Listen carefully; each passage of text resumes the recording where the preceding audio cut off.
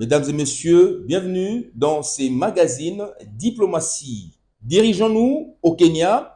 Comme vous le savez, après plus d'une semaine de manifestations au Kenya, le président William Ruto vient d'annoncer les retraits du projet de budget 2024-2025 qui prévoyait des augmentations de taxes, notamment la TVA de 16% sur les pains et une taxe annuelle de 2,5% sur les véhicules des particuliers. J'assure la nation de la détermination du gouvernement à remplir son devoir constitutionnel de protection du peuple kényan contre toute forme de danger. Je préviens les planificateurs, les financiers, les orchestrateurs et les complices de la violence et de l'anarchie que l'infrastructure de sécurité mise en place pour protéger notre République et sa souveraineté sera déployée pour sécuriser le pays et rétablir la normalité. Plusieurs personnes se posent des questions. Pourquoi le Kenya a-t-il sombré dans la violence? À savoir, la crise a débuté le 13 juin dernier quand le mouvement Génération Z a lancé sur les réseaux sociaux le slogan Ruto must go, avec pour objectif de contester les projets de loi du budget 2024-2025 dont la hausse des taxes était inscrite. Le mot d'ordre anti-taxe s'est vite transformé en une remise en cause de la politique du président William Ruto jusqu'au point d'exiger son départ. Après le Kenya, dirigeons-nous vers la Bolivie, là où il y a eu tentative de coup d'État. Comme vous le savez, un deuxième chef de l'armée a été interpellé dans la nuit de mercredi à jeudi après l'échec d'une tentative de coup d'État qui a été annoncée par le ministre du gouvernement, Joan Arnez Salvador. Oh, ya se entiende que todos los militares se retiraron del interior del Palacio de Gobierno. En estos instantes se busca conocer. Las Fuerzas Armadas todavía continúan en un fuerte resguardo. Crise politique en France, parlons-en. À un mois de l'ouverture, le Jeu olympique de Paris se trouve au cœur de la crise politique française déclenchée par l'annonce d'élections législatives anticipées aux conséquences incertaines, tandis que la France est sous les projecteurs du monde entier, en décidant de dissoudre l'Assemblée nationale à la suite d'une claque électorale pour le camp présidentiel et près de 40% de voix à des partis d'extrême droite. Emmanuel Macron a lancé une élection à haut risque jusqu'à avant une édition olympique. Est-ce que la France est-elle prête à accueillir les Jeux olympiques? Affaire à suivre. Revenons à Kinshasa pour parler des relations bilatérales entre la Grande-Bretagne et la République démocratique du Congo. Comme vous le savez, l'ambassadrice Alison King, lors de la fête d'anniversaire du roi à Kinshasa, avait dit tout haut que les relations bilatérales entre les deux pays sont au beau fixe. Suivez.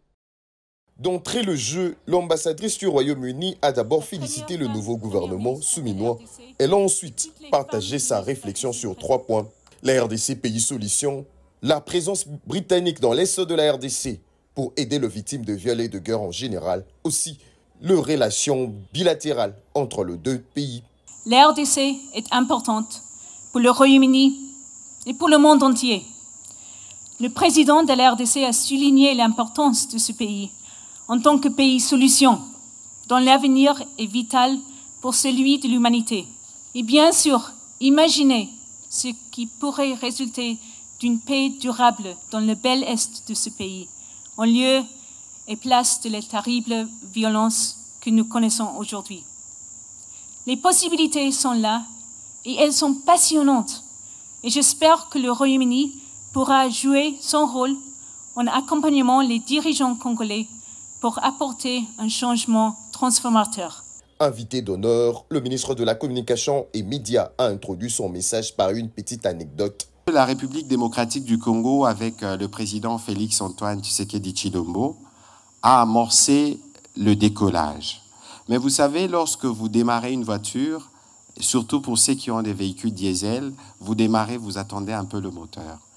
Parce que la République démocratique du Congo, pendant de longues années, elle a été mal racontée. Lorsqu'on parle de la RDC, on ne parle que de la guerre. On ne parle que de la violence. Mais on parle très peu des Congolais résilients qui, dans chaque coin du Congo, font beaucoup de petites choses qui gardent ces pays en vie et qui permettent à ces pays aujourd'hui d'être les pays solutions de l'humanité. Donc, je voudrais réserver une pensée particulière à tous ces petits champions congolais pour qui nous avons destiné, en tout cas pour le président de la République et la première ministre, l'essentiel de notre action. D'après le porte-parole du gouvernement, la paix est essentielle pour le décollage de la RDC. Nous sommes sûrs qu'avec nos partenaires à la fois britanniques et autres de la communauté internationale, nous allons réussir autour du président de la République à relever le défi de la paix qui va permettre à ce pays de déverrouiller son total potentiel. Go. Les commissaires européens à l'aide humanitaire janaise a rencontré lundi dernier Félix Tshisekedi. Il lui a exprimé la solidarité et le soutien de l'Union européenne.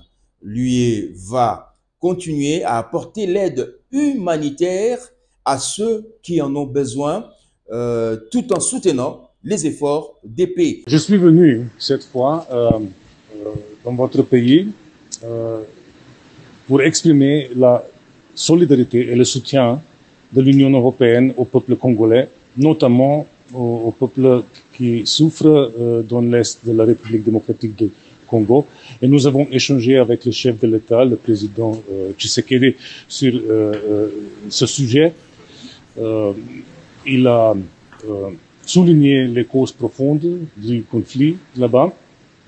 Je le suis assuré de la volonté de l'Union européenne de soutenir tous les efforts vers la paix.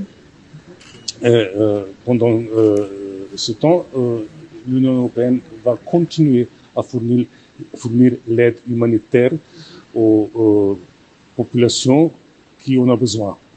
Comme vous le savez, l'Union européenne est le deuxième bailleur de l'aide humanitaire à la République démocratique du Congo et va continuer tout le temps qu'il est nécessaire. L'année dernière, nous avons débloqué 100 millions d'euros. Cette année, nous avons commencé avec 64 millions d'euros. Et ces jours-ci, j'ai décidé de demander à nos autorités budgétaires d'approuver un renforcement de 35 millions d'euros. Parce que la situation humanitaire s'est dégradée cette année-ci. C'est par ici que nous mettons fin à cette émission. Merci de nous avoir suivis et bonne continuité sur notre chaîne. À très bientôt.